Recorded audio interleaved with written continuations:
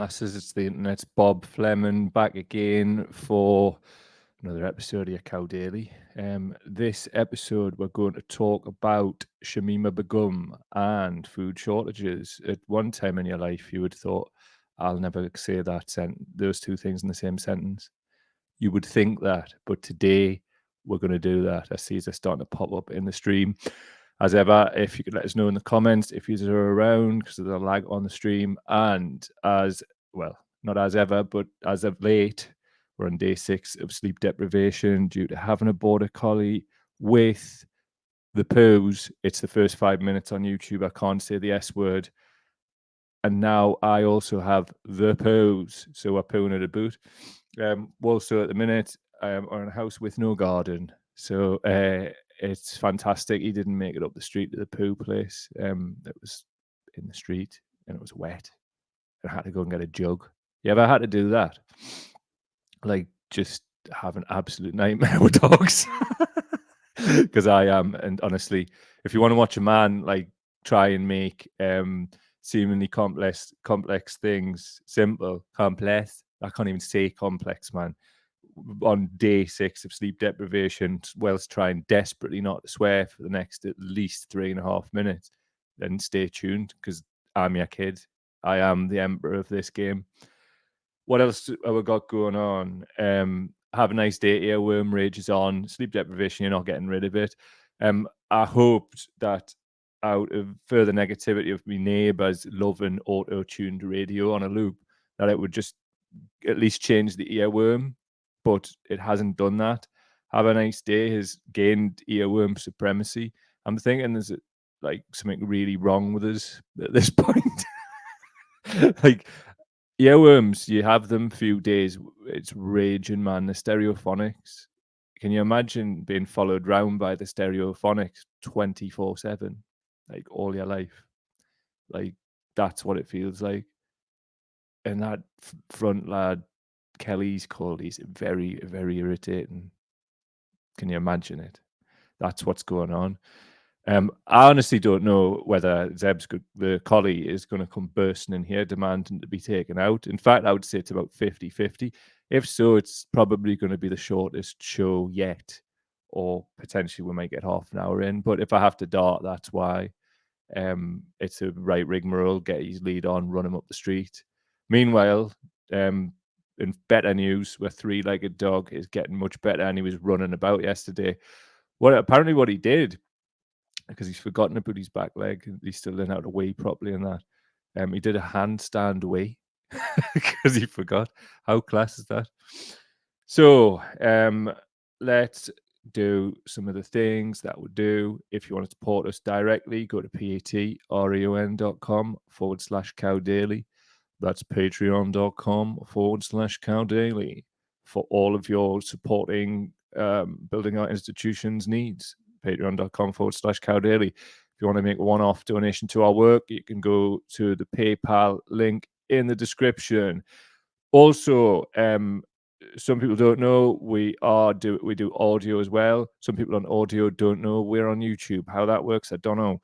But we're trying to build a lot of them. Obviously, we've got a big presence on the audio side of things. So if you want to listen there, Android people tend to go to Spotify, Apple Podcasts for your Apple people. If you're there, if you could leave a review, that would be very helpful. Cheers, no.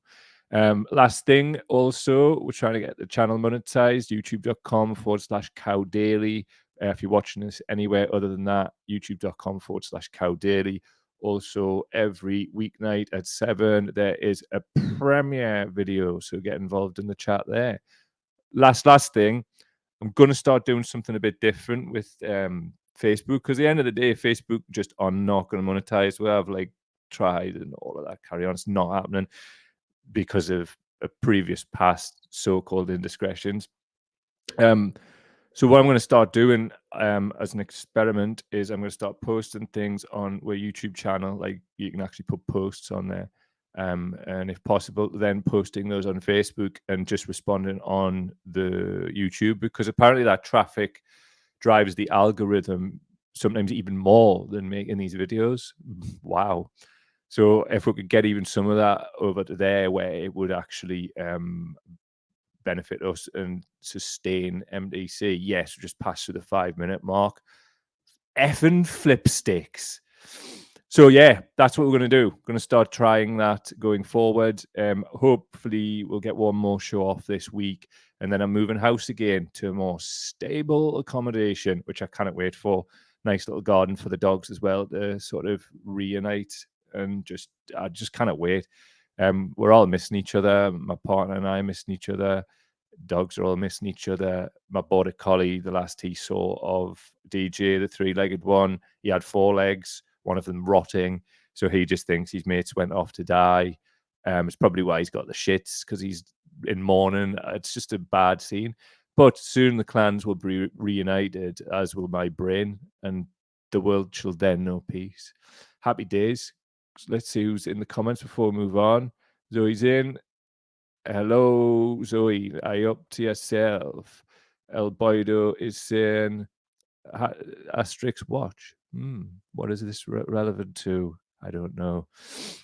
Hitting the like button on vids also helps apparently. If you could hit the like button whenever you see the vid and actually comment on it as well. And I will comment back. I want to have a bit chat about the topics and stuff, because I think I've just been a bit of a mug really, and I'm still doing the whole Facebook thing, and Facebook just absolutely hate us. So why don't we not just like move all of our stuff over to where it's going to help us get monetized on the YouTube and actually do something more productive and create some work that way as we rise up the trendings. Should they? Right, what we do first? Let's have a look. I don't know. I know what we'll do. Well, not do her. That would be terrible. She's got enough trouble of her own. Shamima Begum. Oh, God. Wish I'd never. You know, you just wish you'd never said something. But that's sleep deprivation. Tune in, because I will be staying in some other carry on soon, most likely. Right, let's have a look at the StreamYard there. We've got it all lined up nicely there. Still got Zoe's comment up on the screen, like a true pro. Shamima Begum loses citizenship appeal. It was announced, no, well, I think within the last hour, actually. So by the time you're getting on this, if you're not watching live, it'll still be fresh. So this is what Sky are saying. War Kids, have a listen. I know what. What their feeling was that perhaps it was legally untenable to keep it revoked. So I think in that respect, it is a surprise. When I interviewed her, I did ask her about this eventuality and what would happen if she didn't have her passport returned to her and her nationality given back. And she said, there is no plan B.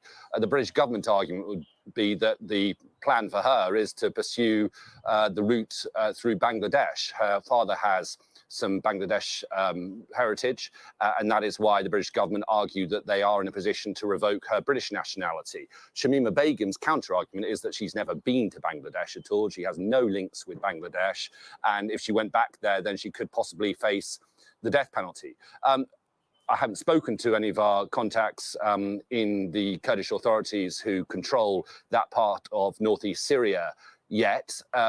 What I would say is that the Kurds more generally feel that the situation as it is at the moment, that is that there are hundreds of men, women and children with links to Islamic State in prison camps in northeast Syria. Well, they think that is untenable because they simply don't have the resources or the ability to keep these camps secure or put any of these individuals on trial themselves. And so they want Western nations in particular to bring their citizens back to their respective countries and put them on trial. So I suspect that this decision won't be entirely popular amongst Kurdish authorities, but we will chat to some and get their reaction. But I think probably it is a surprise, yes. And it is hard to see where Shamima Begum does go from here. You know, she has gone down a couple of legal routes now, has been unsuccessful at every turn. And so I'm not sure what her ability to appeal it is from this moment. I'll tell you where Miss Begum goes from here, and it will surprise nobody if they've ever tuned in anything that I've said about this. She's knackered, man. She's absolutely screwed here because she's being used as a political football.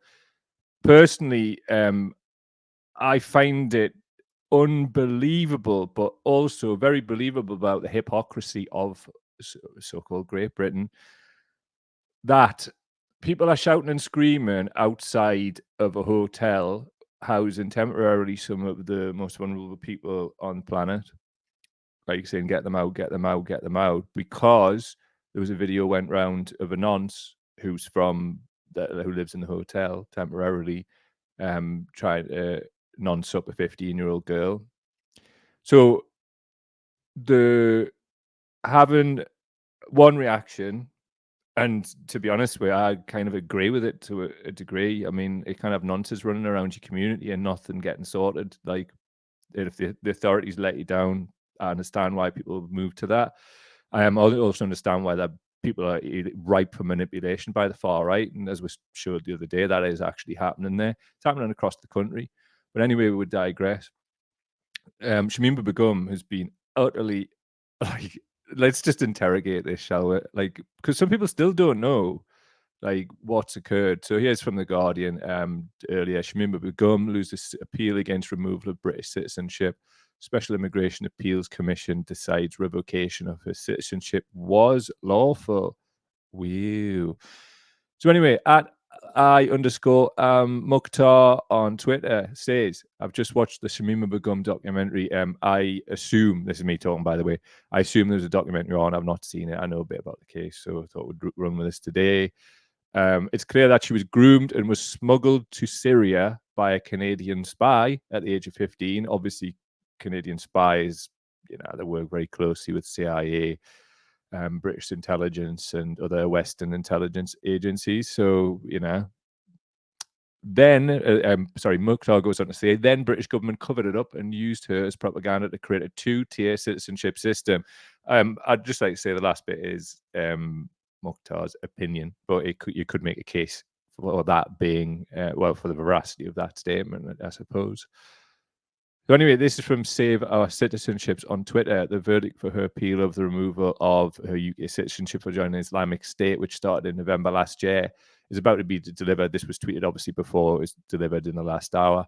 Shamima Begum ended up in Syria as a 15-year-old with two other girls in 2015. Here's a recap of what's occurred so far. Shamima was trafficked as a minor by a Western spy. Our authorities were aware of this. Our authorities were also complicit in the cover-up. They further broke the law by depriving her of her citizenship and rendering her stateless, and she's been abandoned in a camp ever since. Obviously, just want to make clear that some of that is Save Our Citizenship, their conjecture, opinion, but again, there could be a case made for the veracity of those statements quite easily. Some would say, lush the language we have to use these days, isn't it, chaps? So anyway, if you, I mean, look, we know that Britain is riddled with hypocrisy, but this is so stark. It's just like the reason being is they're trying to claim that, like, on the one hand, 15-year-old girls are vulnerable and should be protected, and. But if they're brown, then they know exactly what they're doing, joining the terrorists and all of that. Don't even watch the fact that Western intelligence appear to be involved in this whole process. Let's not look at that. Let's just get wound up by billionaire news outlets like GB News to hate somebody who's like, that was 2015. So that's 8 years ago. She was 50. She's 23 still, right? She was taken on a wing and a prayer by ISIS, well, by the secret services, by the looks of it as well. We need to look further into that. And used as essentially a baby factory for ISIS fighters while they built what they thought was some new caliphate. She was 15, man. 15. Like, think about 15-year-old girls, right? I have worked in the community sector with young people. I did it for 2 decades, right? I obviously came into contact with a lot of 15-year-old girls. Most of them, like, don't know their arse from the elbows, newsflash. All of them are 15, so they don't have the life experience, even if they are a bit more mature intellectually for their age, to actually, like, sort of stress test things. That's called just, like, being a 15-year-old human being. Like, that cuts across most things. It doesn't matter whether you wear a hijab or not. A hijab doesn't automatically imbue a person with the ability to make better decisions than a 15-year-old girl who doesn't. Like, this is weird shit, but it should go without saying. But it needs to be said because the propagandists in this world want to change the meaning of things. They want to have us think it's perfectly normal to assess two different 15-year-old girls, one on the street in Liverpool and one being taken away from the streets of London, as completely different entities, completely different beings. Like, shut up. Do you realize how stupid that sounds? But yeah, we see this left and right, all over the place, by ghouls. Ghouls. Shall we see what the ghouls are up to? Yes, every day. So here's some ghouls. This is at, I'm not even going to say it actually, but like, who cares? But anyway, this is a ghoul. This is like two pictures of Shamima and Shamima Begum to find out today if she's allowed back in the UK. I'd right, start with the capitals, everybody. Capitals, caps locks on, strap yourself in. We need to riot if this filth is allowed back into our country. Union flag emoji. There's a fist in the air. It's not a black one. John was very careful to select the white one. It's not the yellow Simpsons one either. That is just the default. It's the white one. So he's chose that. Okay. Some angry emoji mouth and then the England flag. I bet it made him feel big and powerful. And it, but like them capitals, I bet he's got a slight little semi on, and he's just sitting there thinking, secretly fancy Shamima on the right now, which is like one of them mad things I bet's going on in these weird, sexually fucked up right wing arseholes. So there you go. John there on Twitter. We're coming with the unreconstructed racism. We've got the slightly reconstructed racism from Martin Daubney, who's some kind of like salacious crumb to Lawrence Fox. Lawrence Fox's jabber within the Reform Party, or whatever they're calling it this week, for their grift. This guy used to be, I absolutely despise this fucker. He's just like the classic winding up for engagement to get himself gigs on GB News and other stuff. But he used to be the editor of Loaded in the 90s and is just an absolute boorish fucking dafty. So anyway, he's like saying ISIS bride and latterly designer terrorist. Mad, isn't it? Like, just they just come out with this shit. Shamima Begum to find out today if she's allowed back in the UK. Public anger will be off the scale if an enemy of the state who wanted us to remove from the face of the earth lives at taxpayers' expenses for life. Yeah, right. The anger is off the scale because of fucking dickheads like you, Martin, using emotive language like that. Like, it's dafty bingo, but it works because, you know, there's like, look at, let's interrogate it, let's look. It's like put the words together: ISIS bride and latterly designer terrorist. It's just like put those two things together, and like, what do you find? You just find like these sort of sparks which ignite anger, and anger is very high anyway because obviously it's a time of scarcity, and any like animal, which a human is like, you know, acts differently when there's scarcity. Like, you see it in the migration patterns of animals and other things, and we are no different because scarcity can come from climate and other things, and we'll talk about that in a bit with the food rationing when we come on to that. More from the ghoul that is Daubney. This is the type of shit that he's putting out at the minute, right? There's a map of Britain where some of the grooming gangs were, right? Funny how the same liberals who suddenly care about grooming of Shamima Begum never cared about the grooming of thousands of poor white girls in towns like Rotherham and Telford, etc. Listen, I know that this is going to like jar some people to hear this because it's the repetition of propaganda which makes like it jar. Shamima Begum and grooming gangs have nothing whatsoever to do with each other at all. Nothing. Like, people like him have been linking these two things together, and the unspoken thing that they leave there is like, you know, quiet for a reason. That she's brown and she's Muslim. That's like, you know, a link, because the majority of the protagonists in those grooming gangs, like just the savagery of it, were from Pakistani Asian descent. So that's what he's doing. He's trying to link these two things as one and the same, and it's very successful because a lot of people don't like see Shamima as a 15-year-old girl, which is what she was when she was trafficked. They see her as the ISIS bride and all of this shit that like horrible ghouls like Daubney come out with. There's another one with here, man. Like, look at the crack here. Um, he's posted like there's some kind of Times magazine feature. The utterly grotesque rehabilitation of ISIS bride Shamima Begum continues in a fawning 8-page Times magazine feature. Why does our media side with a terrorist who blames racism, grooming, and the far right, but never herself? And this is more of this bad faith shit. Why does our media do that? They don't. Look at the state of the media, man. Like, look at every study in terms of like how it's used to manufacture consent for a 15-year-old. Well, she was 15 at the time. She's 23 now. For a 23-year-old lass who was trafficked and groomed when she was 15 to lose her citizenship.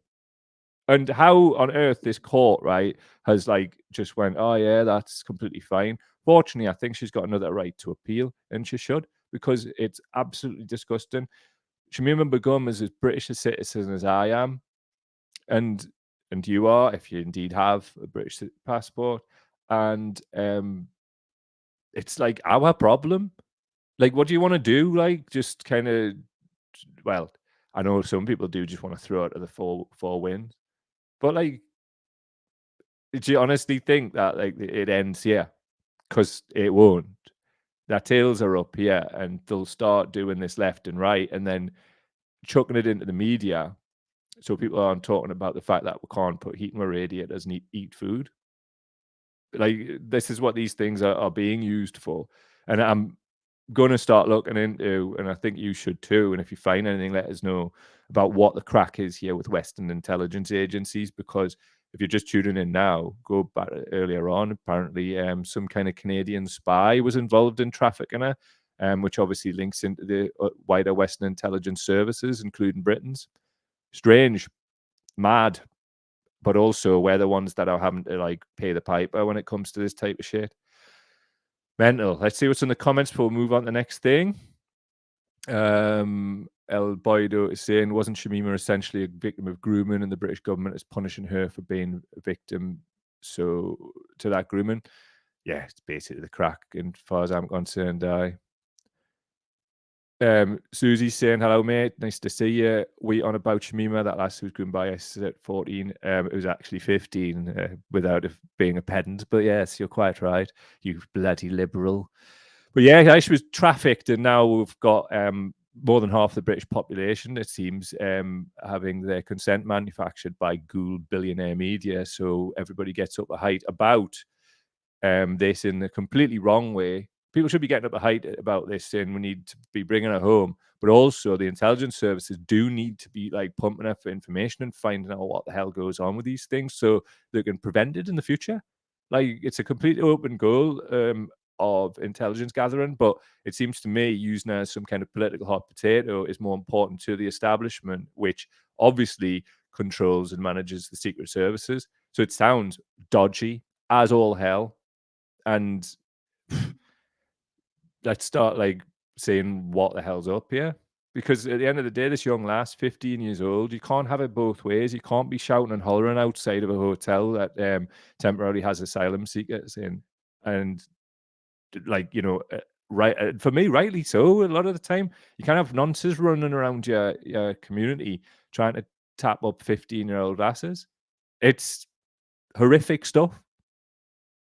So, you know, if the authorities aren't dealing with that, and they should be, same as any other nons, then you're going to get the far right whipping this stuff up, just like they've done with Shamima Begum, and just like they'll continue to do with Shamima Begum, because there she sits in a camp in northern Syria, and you know, it's worse than the prison because she's in limbo. They're saying like explore like Bangladeshi citizenship, which was one of the reasons they used legally when Javid was Home Secretary to revoke her citizenship. Bangladesh came out that day, I recall, and says, no, this isn't the crack. She's not legally entitled. So now she sits in limbo. And part of today's ruling was about that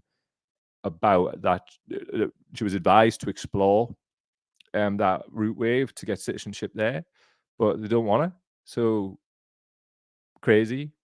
I mean, this is a precedent that is not good, and people with dual nationality or dual heritage, I know they're worried about this stuff. Of course they are, and why wouldn't you be? So anyway, my friends, Jez has popped up. The right wing always supporting the victims of grooming. Nice to see you, Jez. And he goes on to say it's a great bit of recruitment material for ISIS too. Well, exactly, aye. It's like, look at the barbarism of like the people that we stand against, he said. Yeah. Susie's clarified, and I think she's right, actually.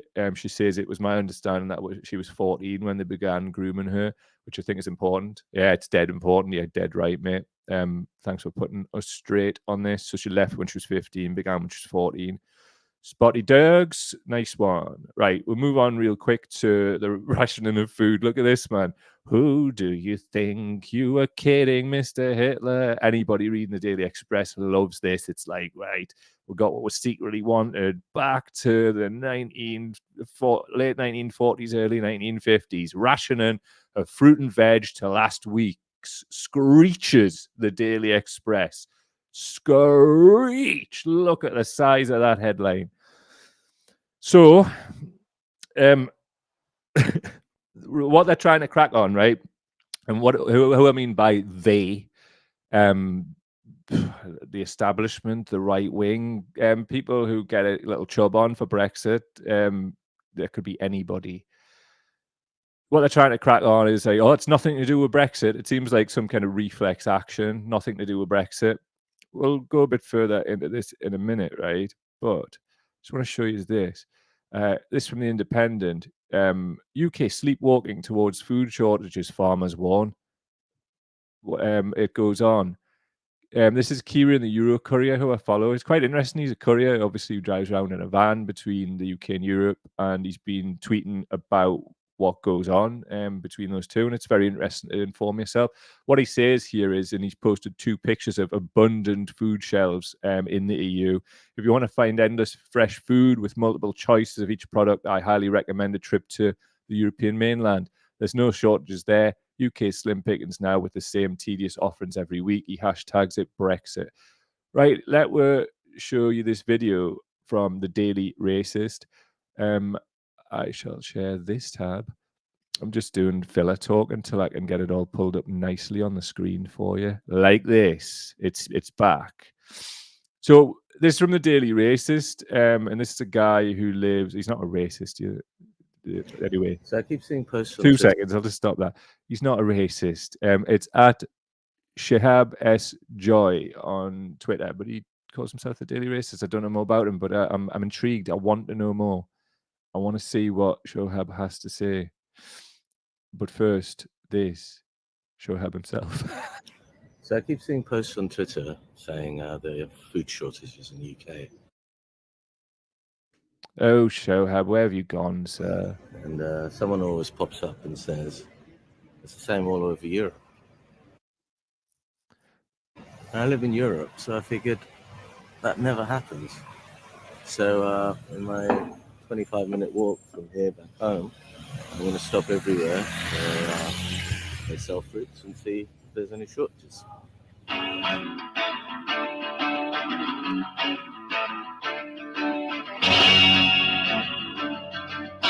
So for audio people, Shohab's video, he's going around all these random food shops, this little corner shop, and guess what? Tomatoes, por favor.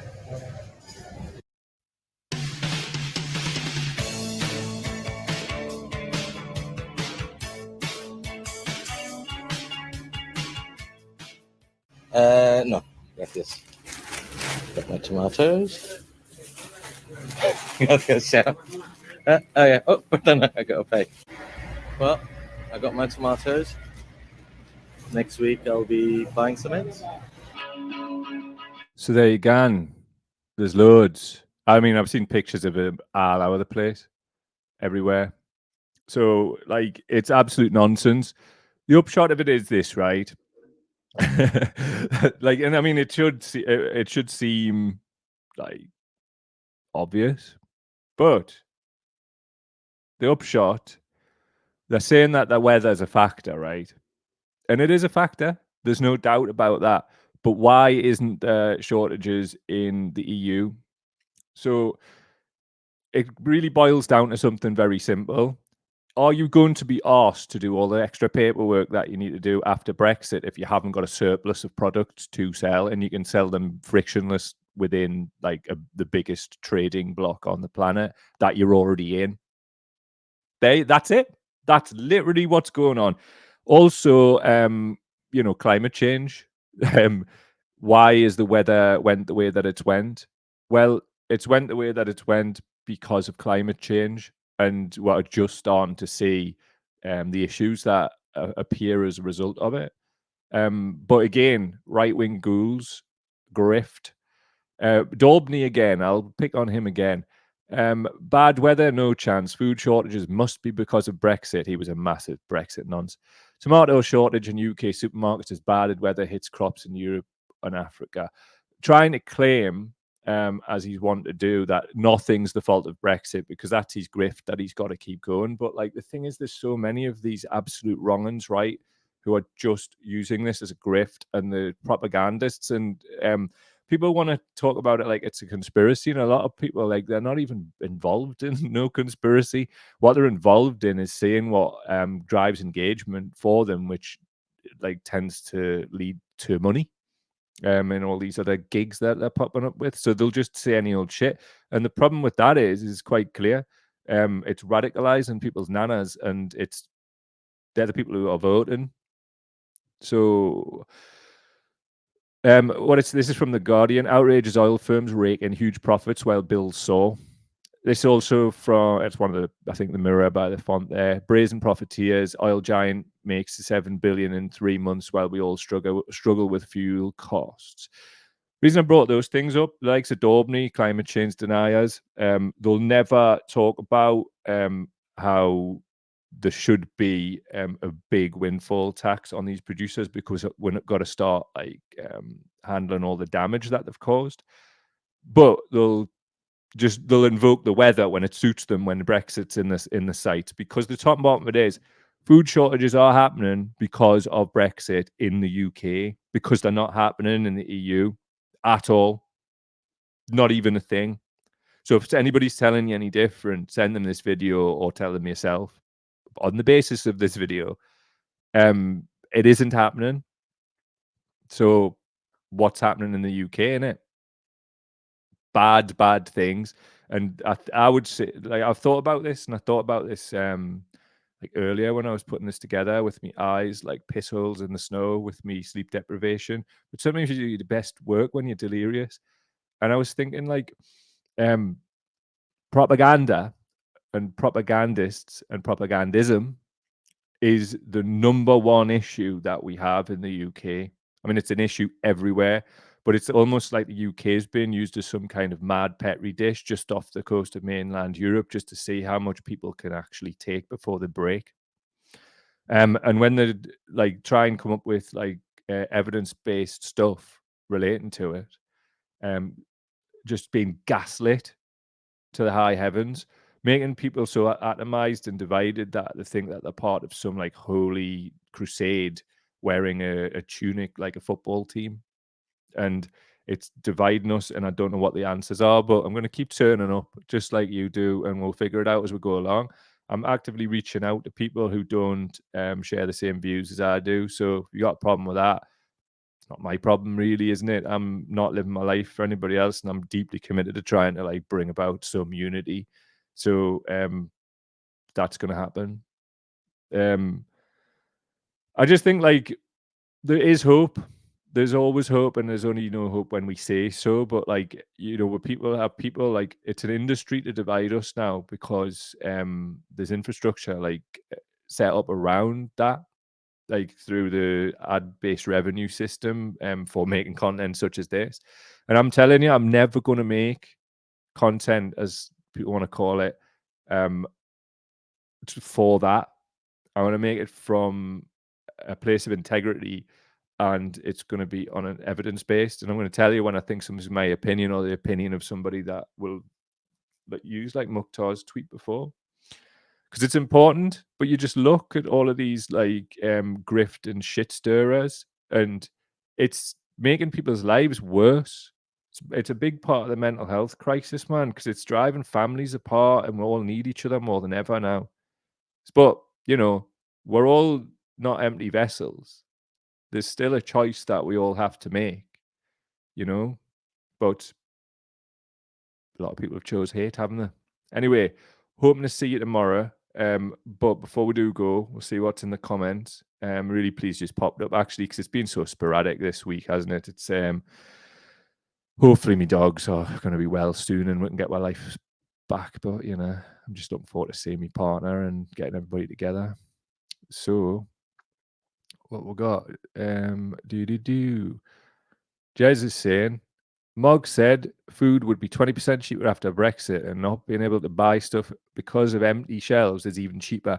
In your face, Woogie Ramonas, those shelves are full of sovereignty. Empty, empty sovereignty. Jacqueline's popped up. Hi, everyone. Sorry I missed the first half hour. It's all good, mate. I'm just pleased that you're here. James Summerson, Radical Nanas. Radical. Like, seriously, dude, man. Like, some of the most radicalized people that I'm coming into contact personally at the minute, before anybody comes rocking in like I'm some ageist or whatever, clearly not. But they're out of their minds. And look, the top moment is, if people are going to sit around in lockdowns for as long as people have, watching this like parade of shit, and the likes of Martin Daubney like on their screen telling them all of that kind of shit that we've seen in those tweets, I don't blame people, man. Like, not really. I mean, maybe it's a little bit I do, because we're all sentient beings, and like, you know, people we've all got these, like, I'll hold a phone up to the screen, audio people. You know, we've all got an ability to analyze and critically reason and whatever. But anyway, we'll take some more. James Summerson Hollywood says, it pisses me off when food shortages are blamed on weather or war in Ukraine, when the shortages aren't happening in countries in the European single market. Definitely, well, kid, and as we've detailed in this show today, if you just join one now, that's absolutely a fact. So tell a friend to tell a friend. I'll post this video with a thumbnail at 7 p.m. every day. So if you want more people to know, get them involved in that premiere, but also share that link with them. You can share this one as well, but this is really for the live crew, you know what I mean? We edit it up and clean it up a little bit and then send it out for 7. So please do let people know. Tell a friend to tell a friend. Right, see what else we've got. Mark Kirkwood's in the house. Hello, kid. Yes, Brexit, elephant in the room. If you mention it, you're accused of spin, which is bonkers. You're not wrong, mate. It really is bonkers. It's kind of like this sort of it's weird, because there's so many like articles of faith like that, which glue together these like atomized sort of football teams that people seem to self-select themselves in. And it's like the kind of Jeremy Corbyn's a baddie gang. Like, it's all based on, like, you know, mistruths, misdirection, half truths, bullshit. The Brexit stuff is wild, man. It's just like, no, nothing at all is to do with Brexit. You can't talk about that. Even the BBC, well, let's say even the BBC's doing it as well. Like, it seems the whole media establishment's part of it. And I'm not some rabid like Remainer or whatever. People know this. Like, I did vote Remain, but it was too gritted teeth. I must have said that sentence 100 times. So I just want to put that in there as an asterisk, in case people are sitting there thinking it's like, oh, you got it wrong, Brexit people. I understand why people voted leave. I do. I get that. I get what people are going through and had been going through. And it looked, I don't want to get it and say why, because there's so many different reasons, and I don't want to offend people, you know, not really. Not unless they come with the offense towards me, of course. But I get it. I understand why people are like they are. And I think the job on now is to bring hope. And that's not exclusive to just one group of people that you like. It should be for everybody. We should be like overcoming the Martin Daubneys of this world and other right-wing talking head grifter ghouls by just melting away their bullshit just by being who we are. But also just being open to listening to people who don't necessarily share the views that we share between us, because Milk the Cow's never been and never will be an echo chamber, even though our detractors try and claim that it might be, which is weird because they actually do it on our social media, which is kind of hypocrisy incarnate that they don't tend to see. But never mind. I can't believe Zeb has got through 40 minutes of the show without haranguing me for a poo. The poor lad might just be absolutely knackered, as I am. And just thanks for being here. It's been a tough old time recently, but here we are, still standing, Huns, nin snakes. Get the Gloria Gaynor on, Huns, because we will survive. And hopefully, if I didn't have a heart attack through lack of sleep, now I'm gonna do, see you tomorrow. patreon.com/Cow Daily, patreon.com/Cow Daily. Free Shamima Begum, free the tomato from the clutches of those EU bastards, and we'll come back together to talk the shite again. Marking my words, I'm delirious. Bye. Last time I was like this, I saw He-Man in a turned off television set whilst high on a 3-day speed binge. See you later, Huns. No snacks anymore. It's just us and the bands. Tra.